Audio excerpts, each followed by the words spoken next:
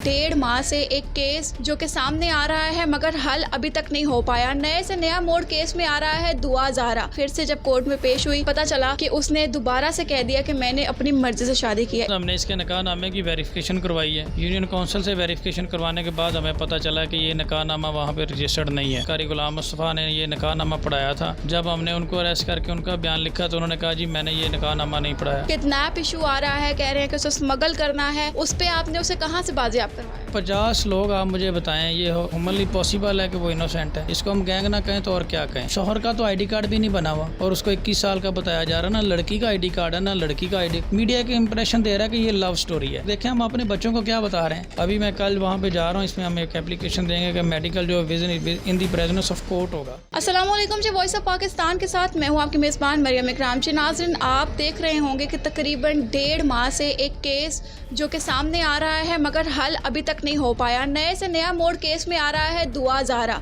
कहा जाता है कि उसे अगवा किया गया, बहुत बड़ा ग्रोह है जो कि उसे स्मगल करेंगे किसी कंट्री में। बट दुआ ज़ारा की रिकवरी भी हो गई और केस ने नया पहलू दिखाया कि दुआ ज़ारा फिर से जब कोर्ट में पेश हुई और पता चला कि उसने दोबारा से कह दिया कि मैंने अपनी मर्ज़ी से शादी की है। इस वक्त हमारे साथ मौजूद हैं एडवोकेट फ़याज़ रामे जो कि इस केस को बहुत बारीकी से देख रहे हैं। इन्हीं से जानते हैं कि इन्होंने केस की तहकीक क्या की और केस अभी कहाँ जाएगा। अस्सलाम वालेकुम। जी वालेकुम अस्सलाम। सर, केस को आपने कब से देखना शुरू किया, ये क्या मामलात हैं? जी मैंने इसको जब ये 164 का स्टेटमेंट हुआ है उसके बाद ही इसका केस को देखना शुरू किया है। उसके बाद हमने इसके निकाहनामे की वेरिफिकेशन करवाई है। यूनियन काउंसिल से वेरिफिकेशन करवाने के बाद हमें पता चला कि ये निकाहनामा वहाँ पे रजिस्टर्ड नहीं है। और उसके बाद फिर हमें मज़ीद हमने जिस कारी साहब ने, कारी गुलाम मुस्तफ़ा ने ये निकाहनामा पढ़ाया था, जब हमने उनको अरेस्ट करके उनका बयान लिखा तो उन्होंने कहा जी मैंने ये निकाहनामा नहीं पढ़ाया। तीसरी चीज़, जब मैंने मेहदी साहब जो दुआ के फादर हैं उनका मैंने निकाहनामा और उनसे पूछा तो पता चला कि उनकी शादी जो है वो 2005 के एंड पे हुई है। तो पता चला कि उनकी शादी कोई 16 साल हुए हैं, तो बच्ची माइनर है, 14 साल से नीचे है। तो इस चीज़ को जब हमने देखा तो फिर इसका बच्ची का हमने बर्थ सर्टिफिकेट और इसका पासपोर्ट और इसका एजुकेशनल रिकॉर्ड, ये सारी चीज़ें हमने जब देखी तो उससे 3 चीज़ें अपेरेंटली जो है वो शो हुई। उसमें पहली कि बच्ची माइनर है, अंडर एज है, 14 साल की। दूसरी, इसका निकाहनामा जाली है। और ये 3-4 चीज़ें देखने के बाद कारी का स्टेटमेंट हमने फिर एक माइंड बनाया कि there is sufficient material available which connect the accused with the offence, कि एक ऐसा मवाद मौजूद है कि यहाँ पे कुछ ना कुछ ऑफेंस ज़रूर हुआ है।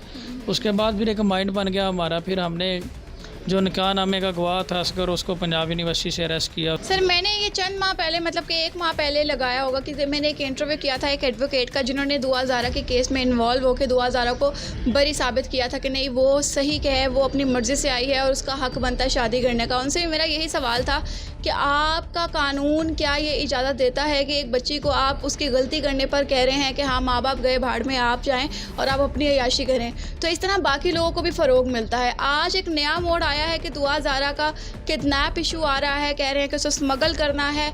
उस पर आपने उसे कहाँ से बाजियाब करवाया? जी इसको हम अब देखें, इसमें कोई कमी तो नहीं रहेगी। आपके सामने आईजी सिंध जो है वो तब्दील कर दिए गए।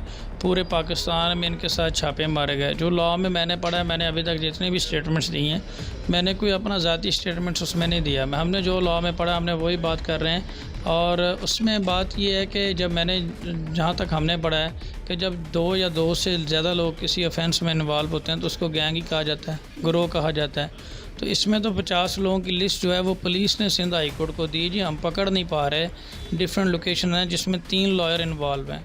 तो ये वो बातें हैं जो कोर्ट में हुई हैं, जो इसमें हमने अपने पास से तो कोई बात डाली नहीं है। तो ये जब 50 लोग आप मुझे बताएं, ये ह्यूमनली पॉसिबल है कि वो इनोसेंट है? अच्छा, इसको हम गैंग ना कहें तो और क्या कहें। बिल्कुल। तो अभी ये गैंग की सूरज जो आज का इंतज़ार था कि दुआ ज़ारा केस एक नया रुख मोड़ेगा, तो शायद दुआ को बाजियाब करा लिया जाएगा। दुआ फंसी हुई है, दुआ के डार्क सर्कल्स हैं, दुआ बड़ी कमज़ोर हो गई है, ये सब का कहना था। इवन कि आपके भी अल्फाज ये थे कि अल्हम्दुलिल्लाह पाकिस्तान की बच्ची को हमने बचा लिया है। मगर दुआ का दोबारा से बयान आ गया कोर्ट में कि मैं अपनी मर्ज़ी से आई हूँ, तो ये आप क्या कहेंगे? देखें, इसमें बहुत सारी चीज़ें देखनी होती है। ऑनरेबल कोर्ट ने भी और वकला ने भी, हमने सोसाइटी में एक बच्चा जो है, बच्चे में और नौजवान आदमी में यही फ़र्क होता है कि उसको कोई भी उंगली के साथ लगाएगा वो चला जाएगा। तो बच्चा किसी चीज़ के लिए ज़िद कर ले तो उसको दे थोड़ी देनी होती है। ये भी देखना होता है कि उसके फ़ायदे में है या नहीं है। अब वो 2014 साल उसकी एज है जहाँ तक मैंने इस केस को स्टडी किया है, और वो ट्रैप हो गई है। बेसिकली एक 362 लोगों को इस बात का नहीं पता। मैं वो बात कर रहा हूँ जो कानूनी पड़ी हुई है। किडनैपिंग दो तरह की होती है, बच्चों की और बड़ों की। जो बच्चों की किडनैपिंग है बेसिकली वो होती ऐसे है कि किसी बच्चा एक बाज़ार में खेल रहा है, मैं पहले भी कई दफ़ा कह चुका हूँ, उसको आप ट्रैप करते हैं, बेटे आओ। एक स्ट्रेंजर कहता है, अजनबी शख्स कहता है, बेटे आओ आपको खिलाने लेके दूँ, आपका नाम क्या है, ये है वो है। उसको कुछ चीज़ें लेकर देते हैं, वो साथ चला जाता है। तो बाद में अगर वो बंदा पकड़ा जाता है, उसकी कस्टडी, और वो बच्चा कहे अंकल मैं खुद आया हूँ, जज अंकल मैं खुद आऊँ, तो क्या उसकी वो रजामंदगी मानी जाएगी? अब बेसिकली इसको इशू बनाया जा रहा है कि जी दुआ ज़हरा अपने शोहर के साथ जा रही है। वो शोहर का तो आईडी कार्ड भी नहीं बना हुआ और उसको 21 साल का बताया जा रहा है। ना लड़की का आईडी कार्ड है, ना लड़की का आईडी उसका है। तो बेसिकली अगर हमारा माशरा इस चीज़ को पसंद करता है कि जी वीर ज़ारा और हीर रांझे को तो जाएं बाढ़ में, हमें हमारा कौन सा कोई पर्सनल मैटर है? ठीक है, हमें क्या ज़रूरत है इसमें? लेकिन हम यही का बात कर रहे हैं कि सब की बहन बेटियाँ हैं। और जहाँ तक मुझे भी इस मामले में तनकीद किया जा रहा है, मुझे इससे कोई फ़र्क नहीं पड़ता, लेकिन हम ये कह रहे हैं कि सब की बहन बेटियाँ हैं। हमें माशरे में इसमें सबसे नेगेटिव अगर रोल देखा जाए तो वो मीडिया को है। मीडिया के इंप्रेशन दे रहा है कि ये लव स्टोरी है। तो अब देखें हम अपने बच्चों को क्या बता रहे हैं, ये लव स्टोरी है, 6ठी 7वीं क्लास का जमात का बच्चा, ये लव स्टोरी है। तो ये एक आपका दुनिया देखने का एंगल जो होता है वो हर इंसान का डिफरेंट होता है। अगर आप उसको लव स्टोरी के एंगल से देखेंगे तो आपको दुनिया सोनी लगेगी, लव स्टोरी लगेगी। लेकिन बेसिकली हम इस्लामिक स्टेट में रह रहे हैं। क्या मैं सारे दोस्तों से, ये जो जितने भी व्यूअर्स हैं, उनसे पूछना चाहता हूँ, क्या आप लोग अपने ज़मीर से ये कहते हैं कि ऐसा होना चाहिए? अगर कोई शख्स ये कहता है कि 14 साल की बच्ची है, ठीक है, अब उसका निकाह ही 16 में हुआ है, तो मेडिकल की क्या हैसियत रह जाती है? अब ये यहाँ पे जजेस ने कुछ नहीं करना होता। ये जो जहाँ पे लोग प्लीड कर रहे हैं उनको अल्लाह ने, अल्लाह जानता कैसा नॉलेज दिया। वहाँ मैं तो वहाँ पे अपीयर नहीं आज हो सका, क्योंकि मेरे इल्म में था 10 जो जून को हेयरिंग है। तो आज सिंध पुलिस ने उनको प्रोड्यूस कर दिया। मे भी अगर मैं वहाँ पे होता तो मैं ये नहीं कहता कि मैं बहुत बड़ा कोई तीर मार लेता, लेकिन कम अज़ कम हम कोई बेटर वे में कोर्ट को प्लीड करते। सबसे पहला जो मैटर है इस केस में वो तो यह है कि निकाह हुआ है या नहीं हुआ।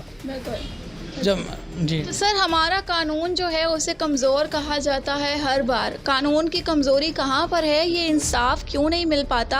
आखिरकार केस लटकता क्यों जा रहा है? इतना छोटा सा केस है कि एक 14 साल की बच्ची ने, 16 साल के बच्चे ने कानून को नचाया हुआ है, पूरे पाकिस्तान को आगे लगाया हुआ है, मीडिया को आगे लगाया हुआ है। अभी तक ये केस क्यों नहीं सॉल्व हो रहा? देखिए मैडम, इसमें आप कानून बिल्कुल अपनी जगह पे दुरुस्त है, मजबूत है, और उसको इम्प्लीमेंट करवाने की बात है। अब आप देखें, किसी एक शख्स ने भी, जियो न्यूज़ पे देख लें, दिगर देख लें, किसी एक शख्स ने भी कहा है कि ये अपना क्या नाम है, ये शादी गलत है। हर इंसान कह रहा है कि ये शोहर है, ये वो है। आप कम से कम ये तो देखें, बच्ची 14 साल की, जब आप अपने माशरे को मीडिया के ऊपर बैठ के, media is the fourth pillar of the state, ठीक है, यही मीडिया था जिसने आज़ादी के वक्त एक बहुत पॉजिटिव रोल प्ले किया और लोगों में अवेयरनेस गाइड की एक पैदा की थ्रू न्यूज़पेपर और डिफरेंट सोर्स ऑफ। उस वक्त तो कोई इलेक्ट्रॉनिक मीडिया भी नहीं था होता, लेकिन मीडिया ने एक वाइटल रोल प्ले किया और लोगों तक इल्लामा इकबाल का और इसका मैसेज। और यही मीडिया जिसको आज देख के हमें अफसोस होता है कि ये कह रहे हैं कि लव स्टोरी है, ये वीर ज़ारा है। तो दुआ को, मैंने कल परसों देखा कि दुआ के ऊपर एक फ़िल्म बन रही है, आप अंदाज़ा करें, मैं वो आपको लिंक सेंड करूँगा। तो यूट्यूब स्टोरीज़ बन रही हैं। तो ये क्या मैसेज एक दिया जा रहा है? एक वालिद जो है उसका, आप उसको उसकी बिहार पे देखें, क्या वो अगर अपनी बेटी के लिए जिद्दोजहद कर रहा है, अपनी बेटी को सही ट्रैक पे लाना चाह रहा है, तो उसने भाई कौन सा गुनाह कर दिया है? अगर हमने कर रहे हैं थोड़ी बहुत यहाँ पे एफर्ट, तो हम तो करते रहेंगे। अगर मेडिकल आ जाता है, ये एक चीज़ मैं आपको बता दूँ, मैं आज इंशाल्लाह यहाँ जा रहा हूँ, मैं कल नहीं जा पाया। हमारी कोई आपस में अंडरस्टैंडिंग हुई थी, सिंध जा रहे हैं जी, हमारी कोई आपस में अंडरस्टैंडिंग ये हुई थी कि मैं 9 तारीख को जाऊंगा। हमारा आपस में एक व्यू था कि 10 तारीख को ऑनरेबल जजेस इसको सुनेंगे, लेकिन कोई बात नहीं। अभी मैं आज जा रहा हूँ, इंशाल्लाह हम बेटर वे में इसको जहाँ तक प्लीड हो सका करेंगे। और ये जो मेडिकल वाली बात है, ये मेडिकल तो, अगर मेडिकल एक बस जस्ट इंसान का ओपिनियन है, अगर man can tell a lie but document can not tell a lie. एक रिटन डॉक्यूमेंट है, बर्थ सर्टिफिकेट है, वो during the course of case नहीं बनाया गया। यहाँ पर तो निकाहनामे को जुटलाया गया। देखें मैडम, वो जो निकाहनामा है, बर्थ सर्टिफिकेट है बच्ची का, वो 5 नहीं, वो उनके माँ बाप का जो था, मैं वही बता रहा हूँ, वो 5-5, 10-10 साल पुराने हैं। वो मेहदी साहब ने कोई लेट अंदराज वाले अमेंडेड अभी नहीं बनवाए जो इंसान उनके ऊपर शक करे कि ये तो अभी बनाया, क्या पता गलत हो सकता है। ये तब के बने हुए हैं जब बच्ची पैदा हुई है, नॉर्मली बंदा प्रोसीजर ऑफ लॉ के तहत यूनियन काउंसिल में जाके एंट्री करवाता है, तब के बने हुए, उसमें तो शक की कोई गुंजाइश नहीं है। अगर ये कहते हैं कि लेट अंदराज वाले हैं, बच्ची पहले पैदा हुई है, निकाहनामा बाद में बना है, तो ये चीज़ें तो फिर मैं कहता कि जी आपका निकाहनामा सही नहीं, वो तो पुराना एंट्री वाले निकाहनामे हैं, तो उसके ऊपर आप शक कैसे कर सकें। अब उसके ऊपर अगर एक मेडिकल जो कि व्यू यही लग रहा है कि मेडिकल जो है उसमें मे भी शायद 16 साल एज है या लेट्स सपोज, लेकिन एक्चुअली उसकी एज जहाँ तक मुझे कन्फर्म है 14 साल है, और इसको हम फाइट करेंगे। अभी मैं कल वहाँ पे जा रहा हूँ, इसमें हम एक एप्लीकेशन देंगे कि मेडिकल जो इन दी प्रेजेंस ऑफ कोर्ट होगा, ये कोर्ट की मौजूदगी में मेडिकल करवाया जाएगा। यहाँ पे जो जहाँ तक फ़ाइट हो सका हम करेंगे, और ये यहाँ पे जो छोटी मोटी चोट चलाकियाँ, ये लीगल प्रोसीजर का मजाक जो उड़ाते हैं वो हम नहीं उड़ाने देंगे। सर लास्ट क्वेश्चन आपसे मैं ये करना चाहूँगी कि दुआ ज़हरा के जो वालिद हैं मेहदी साहब बड़ी कोशिश कर रहे हैं अपनी बेटी को बचाने की, अपनी बेटी को वापस लाने की, बट ये कोशिश नाकाम हुए जा रही है। उसके अलावा दुआ ज़हरा का बयान बदलता जा रहा है, वो हमेशा यही कह रही है कि मैं जो हूँ मैं अपनी मर्ज़ी से आई हूँ। फिर आप लोग का एक बयान आता है कि उसे हमने बाज़ियाब करवा लिया है, कोई ग्रो था। तो अभी यहाँ पर ग्रो स्ट्रॉन्ग है या फिर कोई बंदा बीच का इन्हें कोर्ट के अंदर सही से डिफेंड कर रहा है कि वो जो है उनके बयानात को माना जा रहा है और जो बाप कह रहा है वो नहीं माना जा रहा, जो डॉक्यूमेंट्स कह रहे हैं वो नहीं माने जा रहे। देखिए मैडम, जंगल में मोर नाचे किसने देखा। बात यह है कि मीडिया जिस तरीके से लोगों को ब्रीफ कर रहा है, लोग उसके ऊपर लगे हुए हैं। ठीक है, मीडिया अगर उसको लव स्टोरी बना के देखेगा तो मैंने वही बात है, जंगल में मोर नाचता रहे उसको। नहीं सर, अभी बात तो कोर्ट की चली गई ना, कोर्ट में ये फैसला फिर से किया गया। कोर्ट ने अभी तक किसी कोर्ट ने कहा है कि ये बच्ची जो है इसका निकाहनामा सही है? कहा नहीं है, मगर फिर कोर्ट में बयान आया। जो लोग हम मुल्ज़मान अरेस्ट करके गए थे वो उसी निकाहनामे के ज़रिए गवाह ही थे ना। तो जो लाहौर की अदालत थी, मैं पूछना चाहता हूँ क्या वो जज साहब पागल थे जिन्होंने रिमांड ग्रांट कर दिया? डेफिनेटली उन्होंने माना कि ये निकाहनामा जाली है और आप इन मुल्ज़मान को सिंध लेकर जाएं। हम 10 से 12 जो मुल्ज़मान हैं उनको गवाह करके तो नहीं लेके गए, यहाँ से with the permission of court लेकर गए हैं। एक अदालत कह रही है कि ये ठीक है, तो अब सिंध हाई कोर्ट ऐसा तो नहीं ना कर सकती।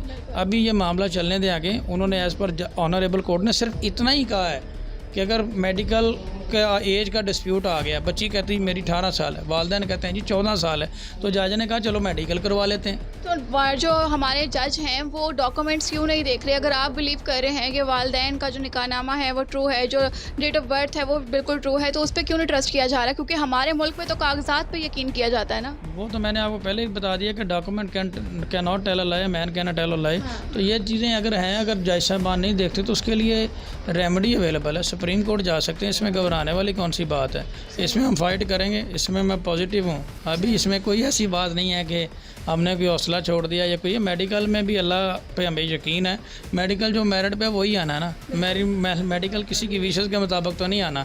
अगर ऑनरेबल हाई कोर्ट कोई मुनासिब आर्डर करती है, जो भी करेगी हम उसको मानेंगे। अगर लेट्स सपोज हमारे ख़िलाफ़ आ जाता तो ये वकालत में यही चीज़ होती, कभी आपकी हार होती कभी जीत, तो इसको हम मानेंगे और अच्छा खेलेंगे, इसको सुप्रीम कोर्ट लेके जाएंगे, कोई ऐसी बात नहीं। जी नाज़रीन, इस वक्त हमारे साथ फ़याज़ रामे साहब मौजूद थे जो कि इस केस को बहुत बारीकी से देख रहे हैं। आखिर इनका मैसेज लेते हैं ताकि आप लोग भी बता सकें अपने कमेंट सेक्शन में कि ये केस जा कहाँ रहा है। इसमें मैं 2-3 चीज़ें बताऊंगा कि सोशली जो मैंने 2-3 चीज़ें देखी हैं, खुदारा इन चीज़ों के ऊपर आप देखें कि एक 14 साल की बच्ची है। अगर आप माशरे में इस तरह की चीज़ों को प्रमोट करेंगे, मेहदी साहब को जो उसका ट्रायल किया जा रहा है उनका, और इस तरह की चीज़ें अगर प्रमोट करेंगे तो हमें तो कोई नहीं।